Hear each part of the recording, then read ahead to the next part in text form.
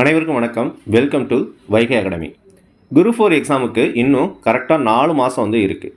இந்த 4 மாதத்தில் இதுவரைக்கும் குரூப் 4 எக்ஸாமுக்கு ஒரு பாடம் கூட படிக்காதவங்க கூட இந்த 4 மாதத்தை கரெக்டாக யூஸ் பண்ணாங்க அப்படின்னா கண்டிப்பாக படித்து பாஸ் பண்ணிடலாம்.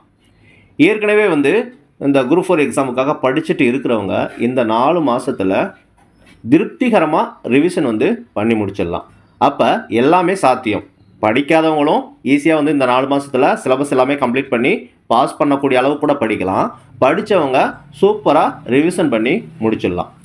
4 மாதம் அப்படின்றது பார்த்திங்க அப்படின்னா இப்போ பொது தமிழுக்கு ஒரு மாதம் போதும்.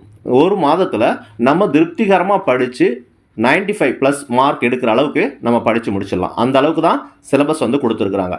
நம்ம படிக்க வேண்டியது பொதுத்தமிழை பொறுத்தளவுக்கு யூனிட் 7ல் இருக்கக்கூடிய திருக்குறள், அறநூல்கள், தமிழ் அறிஞர்கள், தமிழ் தொண்டர்கள், தமிழ் ஆய்வாளர்கள், அதுக்கப்புறம் தமிழ் மொழியின் தொன்மையும் பழமையும் திராவிட மொழிகள். இதுதான் நம்ம மனப்பாடம் பண்ண வேண்டியது.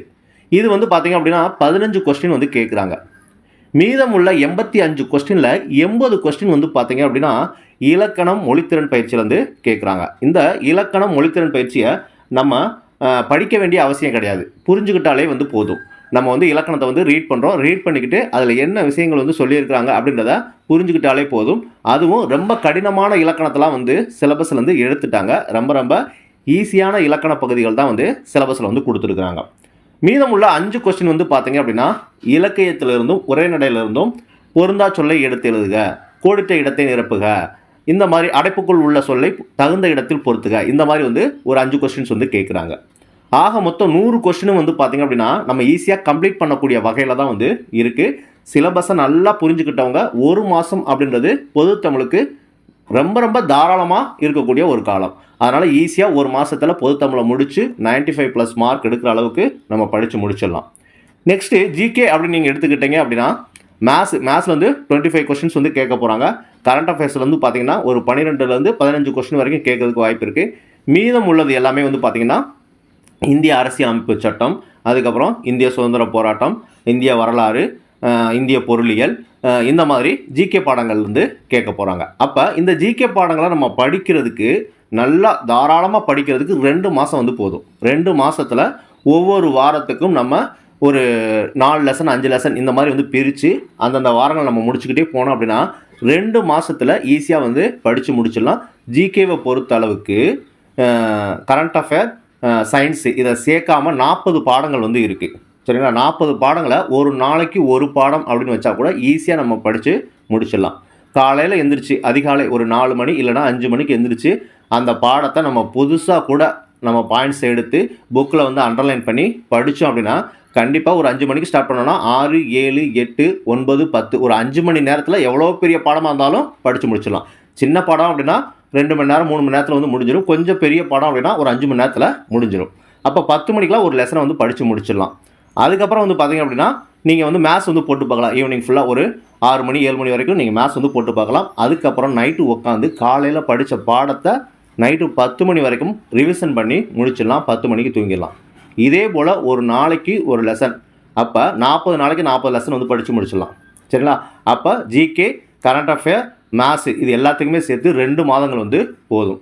அதுக்கப்புறம் ஒரு மாதம் நமக்கு ரொம்ப ரொம்ப ஃப்ரீயாக இருக்கும். அந்த ஒரு மாதத்தில் டோட்டலாக எல்லாத்தையுமே ரிவிஷன் பண்ணிடலாம். அதே போல் அந்த 300 மார்க் டெஸ்ட்டு ஒவ்வொரு வாரமுமே நம்ம எழுத போகிறோம். சரிங்களா? அடுத்த வாரத்திலேருந்து ஒவ்வொரு வாரமுமே 300 மார்க் டெஸ்ட் எழுத போகிறோம். 200 கொஸ்டின் சேம் டிஎன்பிஎஸ்சி ரீசெண்டாக வெளியிட்டிருக்கக்கூடிய அந்த ஓஎம்ஆர் சீட்டில் தான் எழுத போகிறோம். அதே போல் ஒவ்வொரு வாரமும் எக்ஸாம் எழுத போகிறோம். ரிவிஷன் அப்போ மாடல் டெஸ்ட் மாதிரி எழுத போகிறோம். மாடல் டெஸ்ட் மாதிரினா இப்படி எல்லா சிலபஸையும் கவர் பண்ணி, சரிங்களா? டிஎன்பிஎஸ்சி கொடுத்துருக்காங்க இல்லையா, இந்தந்த டாப்பிக்கில் இவ்வளோ கொஸ்டின்ஸ் கேட்போம் அப்படின்னு சொல்லிட்டு அந்த ரேஷியோ படி. அது மட்டும் இல்லாமல் டிஎன்பிஎஸ்சி கொஸ்டின் பேப்பர் மாதிரியும் direct question, indirect questions, so இதெல்லாம் கலந்து மாடல் எக்ஸாம் அது கிட்டத்தட்ட ஒரு 6-7 எக்ஸாம் எழுத போகிறோம். ஸோ இந்த மாதிரி நம்ம முடிக்கும் போதில் கண்டிப்பாக இதுக்கு முன்னாடி டிஎன்பிஎஸ்சி பற்றி கேள்விப்படலைன்னா கூட இந்த 4 மாதத்தில் கரெக்டாக படித்து நம்மளால் பாஸ் பண்ண முடியும். அதாவது இப்போ நான் சொன்னது மாதிரி நீங்கள் காலையில் 4 மணி 5 மணிக்கு எந்திரிக்கணும், நைட்டு 10 மணிக்கு தூங்கணும். இடைப்பட்ட நேரத்தில் எத்தனை மணி நேரம் படிக்கணும் அப்படின்றத புரிஞ்சுக்கோங்க. கிட்டத்தட்ட 10 மணி நேரத்துக்கு மேலே படிக்கணும்.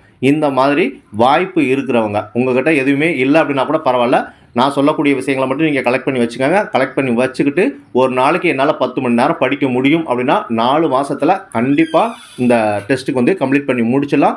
படித்து முடிச்சிடலாம். எக்ஸாம் வந்து பாஸ் பண்ணிடலாம். வேலை வந்து கிடைச்சிரும். ஸோ இதெல்லாம் நம்பிக்கை இருந்துச்சு அப்படின்னா நம்முடைய டெஸ்ட் பேஜில் வந்து ஜாயின் பண்ணுங்கள். இந்த வீடியோவோட டிஸ்கிரிப்ஷனில் ஒரு 20 கொஸ்டின், இந்திய அரசியலமைப்பு, இந்திய பொருளியல், நடப்பு நிகழ்வுகள், இது எல்லாத்துலேயும் சேர்த்து 20 கொஸ்டின் வந்து கூகுள் ஃபார்மில் வந்து ஆன்லைன் டெஸ்ட் எழுதுகிற மாதிரி வந்து கொடுத்துருக்குறேன்.